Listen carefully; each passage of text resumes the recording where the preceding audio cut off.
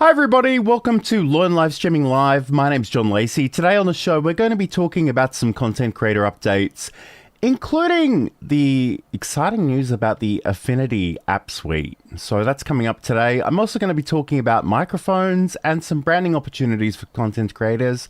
But we are going out live to all the various places, so if you are watching live, let me know in the chat where you're watching from. It's great to have your company today. So let's just get stuck into this, because there was a time when the Affinity, who make some software for graphic design, essentially vector, raster, and desktop publishing apps, and though the ability to purchase those apps actually disappeared from their website, and it had everybody incredibly nervous. There was some talk about them potentially going to a monthly subscription model, which, as someone who was able to purchase the version 2 app suite outright, seemed incredibly annoying. But they have returned the apps, and some really exciting and slightly confusing things have happened in that time. So I wanted to talk about them. So I'm just going to share my screen and walk you through this. So this is affinity.studio, and this is the Get Affinity. So Affinity were purchased by Canva, and again, that makes a lot of people nervous because, you know, Canva has their own stuff that they're working with. But what Canva appear to have done with this app suite is actually make it available for free. All you need to do is download the software for Windows or Mac and sign in with a Canva account, and that can be a free Canva account. Paid Canva Pro account holders do get some extra AI features, but as far as I can see, there's no sort of restriction on normal features for people who aren't paying for this. So if you do go to this website, you'll see that it's available. It's available for Windows and Mac. There is apparently an iPad version, which is still on the way. It's got everything that it used to have in it, and it's free, which on the one hand is kind of amazing and confusing. I'm not really sure what the business model is behind all of this, but I'm very excited to see that it's still here and it's still available. So let's have a quick look at these different options here. So obviously they're trying to upsell you on the Affinity Canva premium plans.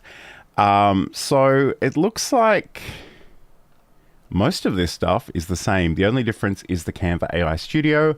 As someone who's not really into AI at the best of times, I'm not going to lose any sleep about not having these features. I'm probably not going to pay for this software.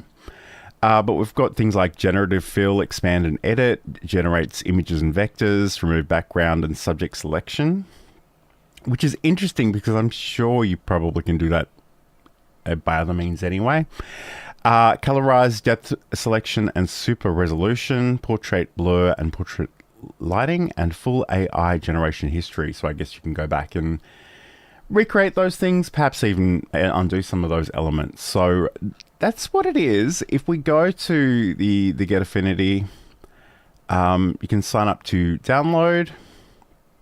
Again, you'll sign in with your account, and then you can download the software. And like, there are a few variations. It does seem to be sort of like a web app container in a similar way to Meld Studio. If you've ever used Meld Studio, you can do that as well.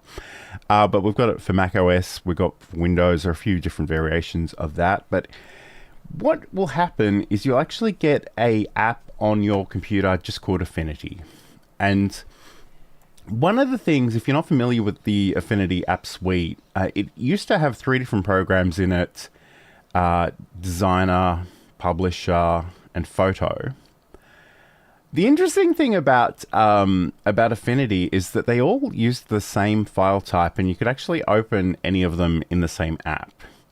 And they would have these things called personas, where you could actually do different things in different places. So it's a very similar thing here. So, you know, you do need to make sure you sign into your Canva account, which I've done previously.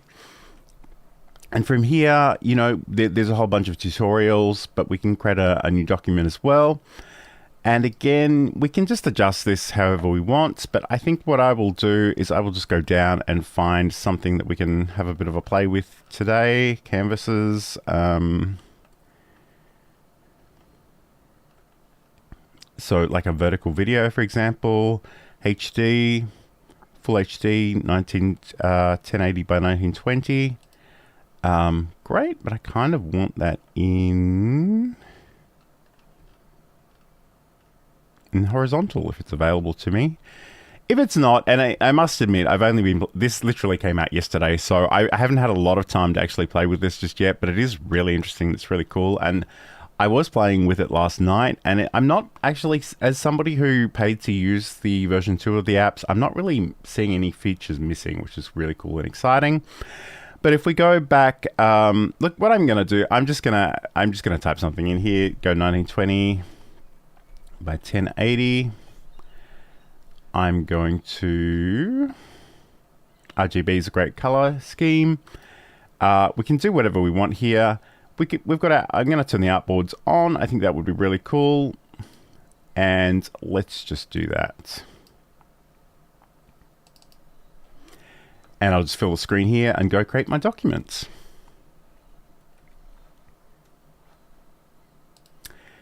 Hey Jerry, great to have your company today. So essentially what I'm doing for the first part of the show is just walking people through the new Affinity suite, which is completely free if you've got a free Canva account.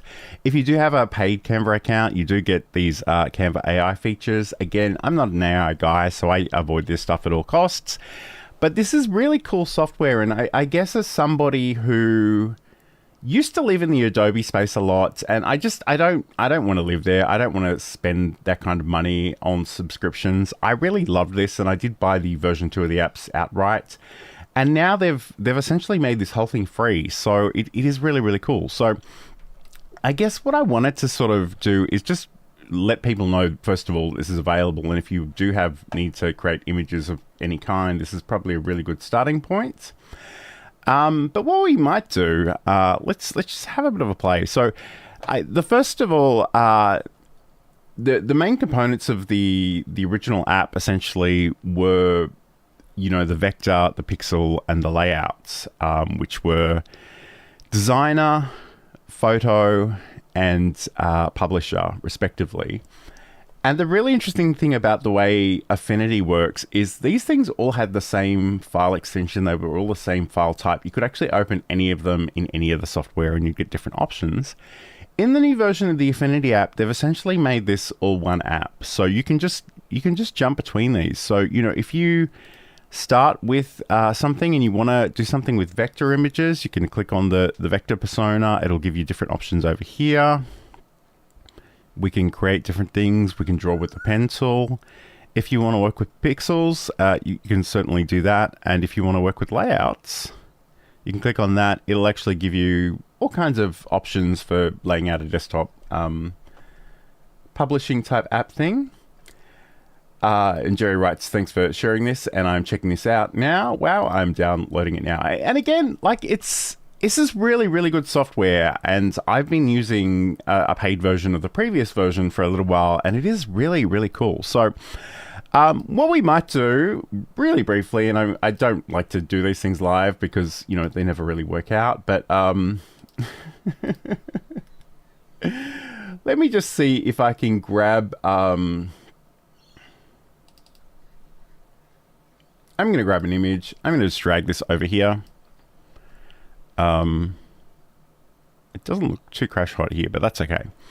So in the pixel section, we can select the object. So it requires the segmentation mode to be installed. All right, so I'll go to the settings. Let's install that. And you'll see that some of these things have a little crown beside them that kind of indicates that they need the Pro version. I probably won't need any of that. I should say too that if you are rocking the previous version, the version 2 of the apps, it's a completely different app. So you can if you've paid for that and you've got it on your computer, you can still go back to that and use it at any time. There is sort of a final update of that software. So once you install that, there won't be any further updates, but there's nothing to stop it from working. So if that's how you prefer to work, then by all means, keep doing that. But I'm just going to download this machine learning thing. Interestingly here, it says all machine learning operations in Affinity Photo are performed on device, so no data leaves your device at any time. Again, this is very similar to the way this works in DaVinci Resolve Studio. And I know people tend to think I can be a little bit tinfoil hat about this, but I think it's really important that you don't inadvertently sort of share, you know, industry secrets, corporate secrets. All right, so we're going to go Object Selection Tool. I'm going to select that, and it got me straight away.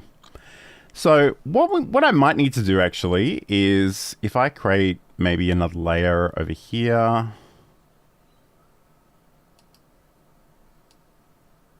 put that underneath. I might need to reselect that actually.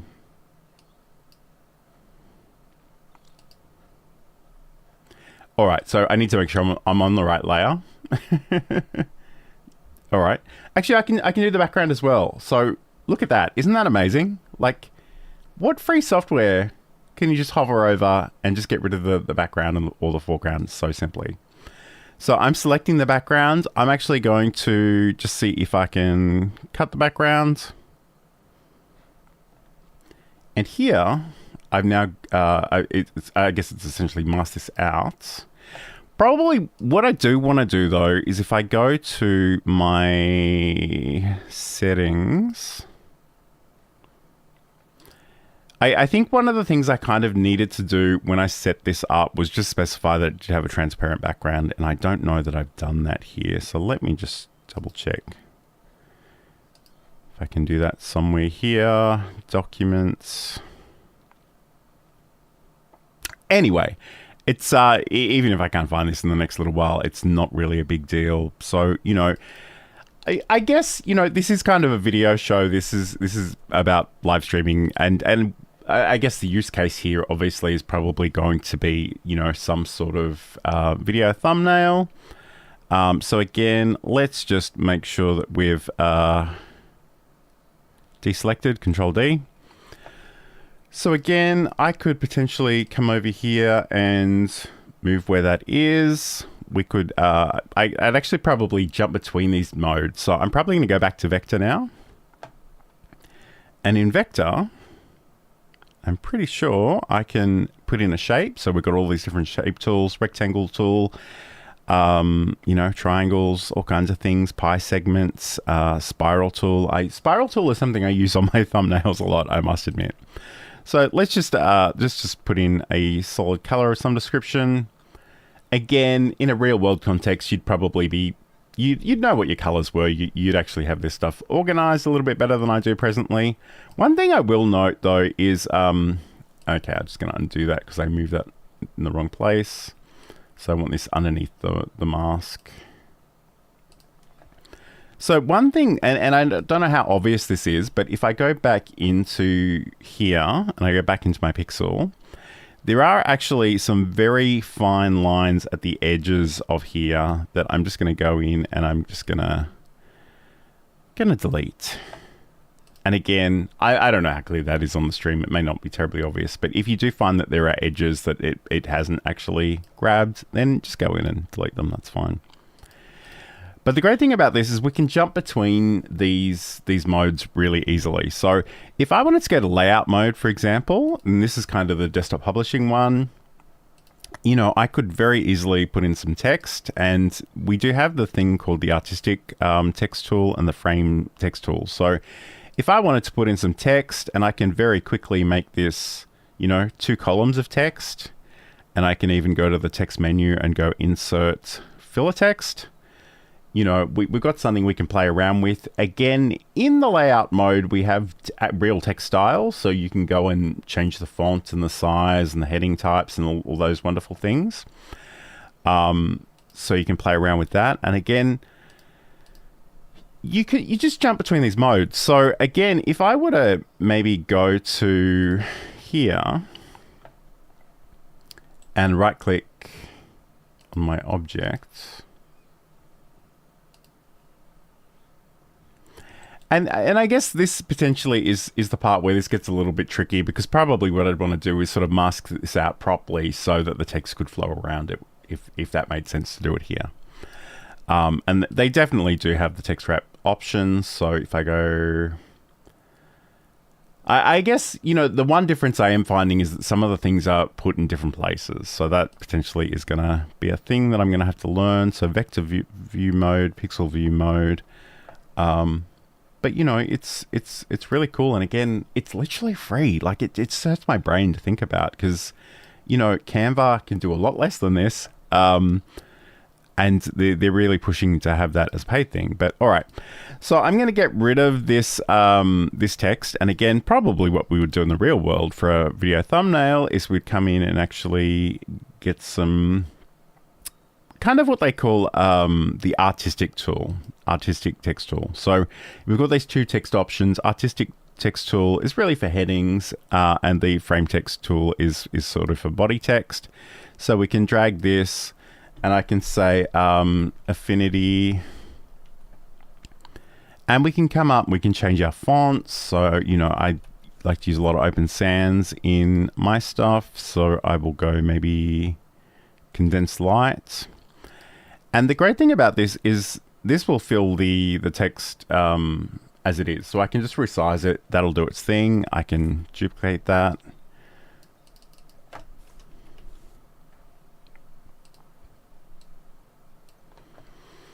Also, another really cool thing is we have layer effects. So if I wanted to go to the layers tab over here, and it's one of these, it's the FX one. So if I go FX, for example, I can maybe put on an outline. And again, I'd probably need to change the color because we won't see that there. And it's just the size of that outline. And you can see that there. I can have things like inner glows, inner shadows, outer glows, outer shadows. In fact, let's put a bit of a shadow on there. Probably have to change the angle a little bit and the offset.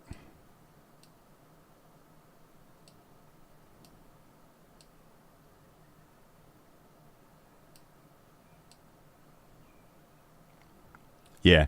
So in this case, because it's sort of black on black, I kind of need to adjust that quite a lot so you can actually see the difference, but you've got that there. And these are all, none of this stuff is permanent. So if you decided later on, hey, I'm not really sure about that, I go in and turn it, I just click the checkbox to get rid of that, and I can go back to where it was before. And especially for a video thumbnail context, the great thing about artboards is we can duplicate these and we can play around with them. So it doesn't look like that color is in that artboard, so I'll just move that in there.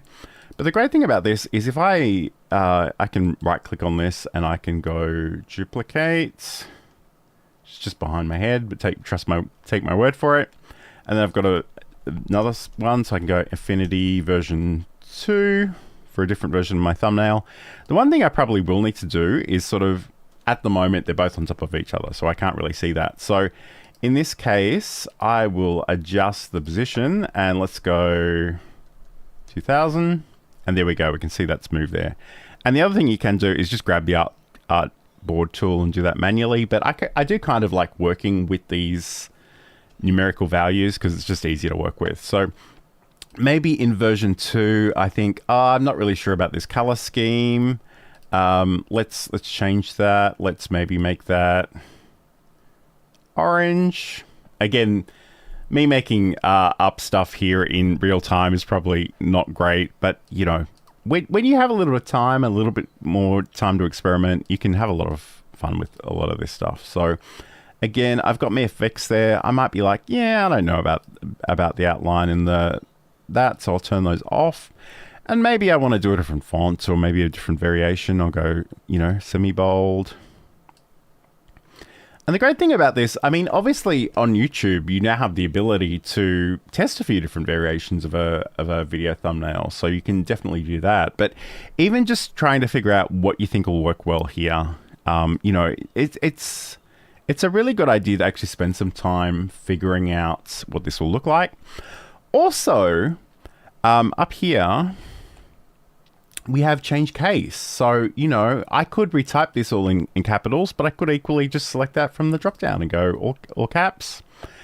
I could go all lowercase. I could do sentence case or title case, whatever I want to do there. And I should say too, like we've got this image of me. I can potentially apply effects here as well. So maybe if I want to do an outline,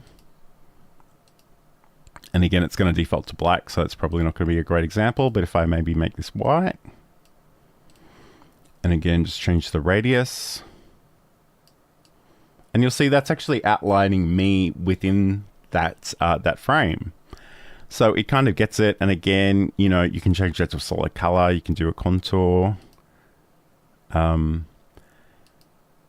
Contour's kind of interesting because it seems to have done some stuff that maybe there's more that I need to cut out of that image if I wanted to get that contour properly. But there's also a gradient, so that's potentially fun as well. And there's all these really cool stuff that we can do. The different variations of the gradient as well, and I can come in and change the colors. So you can do all kinds of really, really cool stuff. Again, I'll probably go back to the solid because I think that probably worked better here. And I can go, hey, maybe I want, yeah. So, I mean, you can definitely see here that there's a little bit extra stuff around me, which is kind of annoying. So again, let's just jump over to Pixel. Let's just make sure we're actually in the right place. I'm just going to select.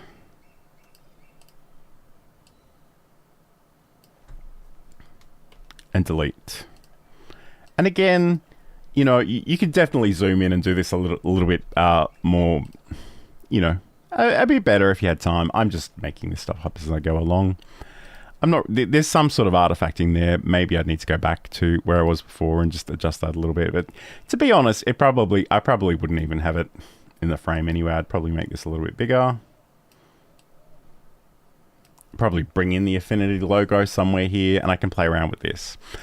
And the great thing about this, again, working with video thumbnails is our use case here. I can just select the artboard. I can go File,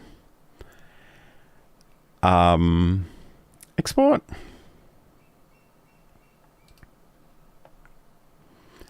And I can choose the font I want. I could do GIF, potentially SVG, although it probably wouldn't make a lot of sense in this context because I have used raster images. Can adjust, you know, the quality, and then I can just export it. So wherever I want to save that. And then I've got a video thumbnail. And again, in terms of graphic design, visual design, it's really a good idea to play with all of these things and have themes and variations. So the ability to duplicate the artboard is really, really cool. I'd highly recommend that. So we've got that there. I might even just, I'm just going to open something really quickly just to give you a sense of sort of the layout version, the desktop publishing version. So again, this is something I was playing with last night. It's not great. I made a few mistakes while I was doing this, but I just wanted to give you a sense of what can happen. So we've got a 4-page spread layout, and I've got my cover here. This is an SVG image of my logo, and that's going to be a bit of a theme for today's show. So hang around for that. But I just dragged that in and put that on the background. Again, the great thing about vector images is that they scale. They're based on mathematical relationships and shapes. And the great thing about that is you can print them as large or as small as you want, and they're not going to pixelate in the way that a photo will. So I've just got some text on here: Learn OBS Studio, video recording, live streaming, virtual camera. And then I can go into, you know, the main part of my article, and I've sort of laid this out. The few different columns and some headings. And again, you can build out those text tiles. And this text is actually flowing from this text frame over to this text frame. This text frame has 3 columns. After that, I just went to 2. And you can see behind it, we've got our margins and our layouts, and it keeps going on the 4th page. So this is something that you can build some serious documents in. You can export this. You can upload it to LinkedIn as a free PDF that people can read and download and share. So we've got all those things happening. It's really, really cool, and it blows my mind that this is literally free at this point. And I paid so little for version 2. I think it was like $100 Australian or something many, many years ago. And I've been using this software for years, and it's been really, really cool. And I have no regrets, and I haven't really played with anything else. I do have the the old version still on my computer. And the great thing about this is if we are working with old versions, I can just come in, and I'll move this to another screen because you don't need to see the way I organize my hard drive. But I'm just going to go in, and I should say too, this is much less organized visually than I probably would like it to be. But generally speaking, I'm the only one that can see it. Okay, so opening legacy documents was created in an old version. Editing it will make it unstable in older versions. Use save as to preserve the original file. Okay, that's really good to know. So I'm going to go close that, and I'm going to go save as, and I'll just, I'm going to call this Canva at the front of it. So again, this is just, in some ways, this is just a place where I've created video thumbnails for this series and a few other things as well. So there's sort of podcast artwork there as well, because and newsletters on LinkedIn. So again, it's that great thing that you can just bring in stuff and you can design around it. You can compare things. And again, this is from the older version. That one notice is really important to note. So if you do potentially want to keep working with the version 2 of the app, just make sure you save a new version, because any changes will actually change this in general. So, I mean, you have so little to actually lose in terms of giving this a go.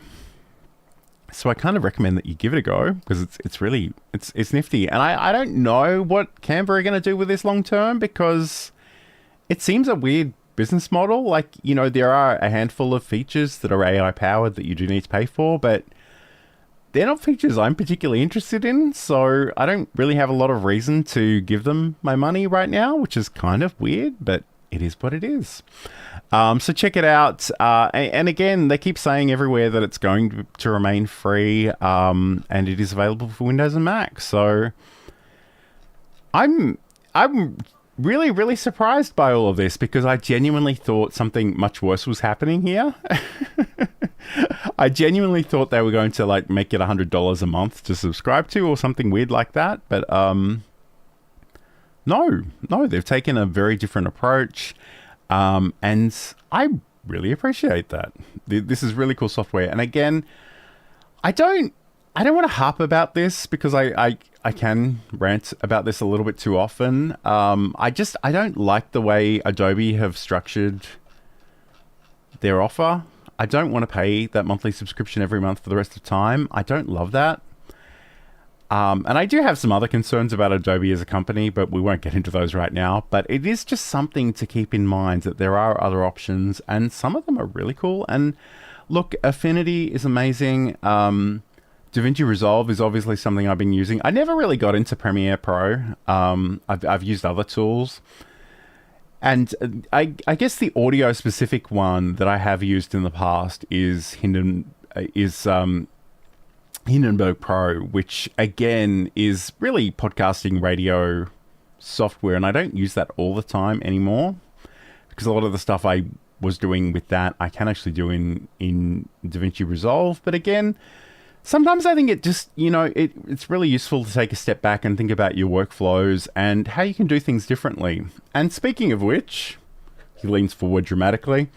I've been playing with my DJI Osmo Pocket 3 lately. I'm in love with this thing. It is so cool. And it's definitely an investment. And you don't necessarily need to run out and buy it, but I really love it. I wish I had more time to make more videos with it. But one of the things that it kind of got me thinking about was different approaches to microphones, because, and I probably should have prepared this earlier, but I'm going to do it in real time. if you buy the DJI Osmo Pocket 3 with the Creator Kit, Creator Pack, Creator Combo, I think it's Creator Combo. It comes with a whole bunch of accessories. One of them is this DJI Mic 2. And this is really cool. Not only is this a microphone that connects via Bluetooth to the DJI Osmo Pocket 3, but it can also just connect to your phone or anything that supports Bluetooth. It also records internally, so you can have a backup on this thing. And it's really cool. It does come with a little magnet as well, so if you want to attach that to your shirt that way, it does have a clip on the back. It does also have a little thing in the top that serves a couple of different functions, actually, because it comes with this this windshield. And again, I can just insert that into that section. But you can also insert sort of a lavalier microphone into that. And that's the thing. And I must admit, I haven't had a chance to play with any of this stuff yet because it just came this week. But I did purchase the newer CM5 lavalier microphones. And again, I have no idea how Amazon works because it was cheaper to buy 4 of these than it was to buy 2 of them. And I don't mean per unit. I mean in total. It was like $16 to get 2 of them and like $14 Australian to get 4 of them. So I now have 4 of them. Two mics come in a little pouch like this. So if I just open this up, and I really haven't had a chance to play with this yet because it came this week, and this week was very, very busy for me. But essentially, we have 2 lavalier mics in here. And this actually isn't the one that I opened, so I might even just leave that and I will open the other little bag. Because there is one that I've opened previously. It's not that one, it's this one here. It's the joy of doing things in real time. I don't know if I can... I'm going to try and block that user. Somebody just spamming the chat. We'll make them go away. So again, we have the, I think that's TRS input. So I can just plug this into the top of the unit. We've got the lavalier mic itself, and it's got a little clip on it. So again, I really haven't had a chance to play with this just yet, but I really, really want to. And hopefully I'll have an opportunity over the weekend to do that and let you know. The other thing though, in terms of microphones and branding, and this is a bit of a segue, I suppose, is that we can get stands like these. These are very, very cheap and they're available all over the place. The great thing about this is that I can put the clip in, make sure I don't do it upside down though. I can slide the clip in there. It's going to hold that. Again, I could potentially just use that as is, but we can also, and it'll often come with something that has a windshield specifically designed for this use case. Put it on, turn it on, and away we go and talk. And again, I should say this mic flag is available separately, and I have printed a John Lacey logo sticker and thrown it on there. But the other thing that I came across, which really just blew my mind at how cheap and wonderful it was, is that I actually found someone on AliExpress who did this. They've actually put my logo onto the windshield. And this is a process called flocking. I don't really know what flocking is exactly. It's not printing, like it is sort of material, and it's on both sides. And this cost, I think, $15.90 Australian, including postage from China. So now, I can grab this, I can throw this, turn my, make sure you press the buttons to actually have this recording, but I can put that on, and I've got my logo branded on my microphone. And it is so cool. And I don't know how obvious this will be from the stream, but the flocked version of the logo is actually clearer than the printed sticker. And the printed sticker came from Vistaprint, and I'm not throwing them under the bus or anything. I've used them before. In fact, this embroidered shirt with my logo on it is from Vistaprint, and I freaking love this thing. So if you do have your logo and you want to put it on things, it is definitely possible, and it's possible to do in small runs. And I just like that. I don't know what it is, but that made me so happy this week.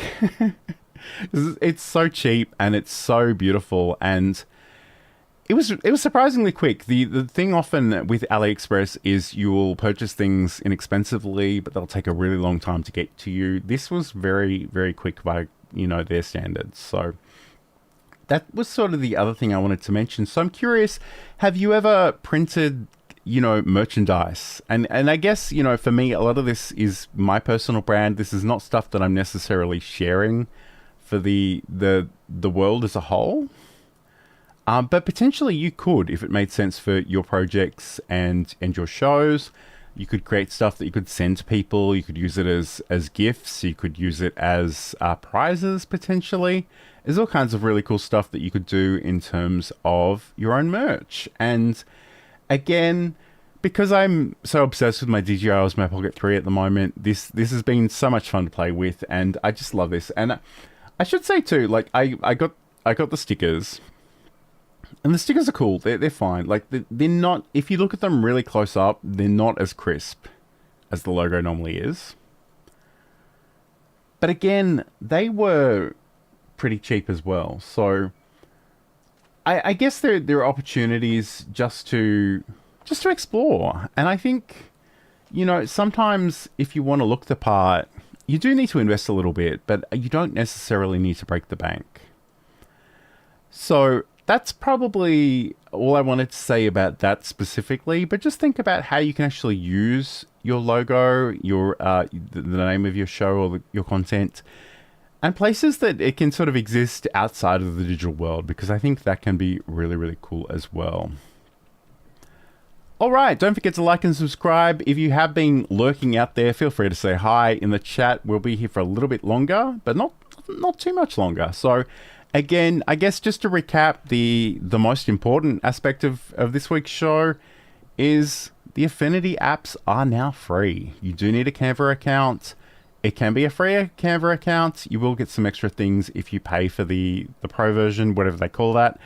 And those things are essentially, you know, AI features, which again, I'm not terribly psyched about, but the fact that we've sort of got this wonderful app, and that you can jump between the different modes, the vector, the pixel, and the layout, and the Canva AI.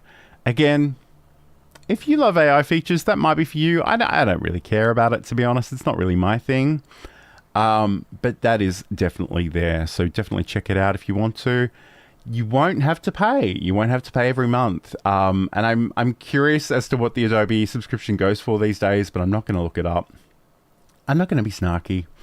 It is just really cool software, and I've loved this since the version 2 that I've had for a couple of years. So this is really, really epic. There's so much you can do with it. And I guess the other thing is it can, you know, especially if you're coming from just Canva, this might be a little bit overwhelming at first. There are places you'll need to dig and find features. So my recommendation more than anything is to go on YouTube and look up some tutorials, because it's always great to see how people do things and how they teach and how they work as well. So this has been Learn Live Streaming Live. My name's John Lacey. Thank you so much for joining me today. Hopefully we'll be back soon with some more content, and I do want to do another OBS Studio show. So if you don't know about OBS Studio, it's free and open source software for live streaming, video recording, and changing how you show up on webcam. If you have any specific questions about that, please let me know, because I'm always looking for show ideas. So have a great week. Have a great weekend when you get there, and I'll talk to you again very, very soon.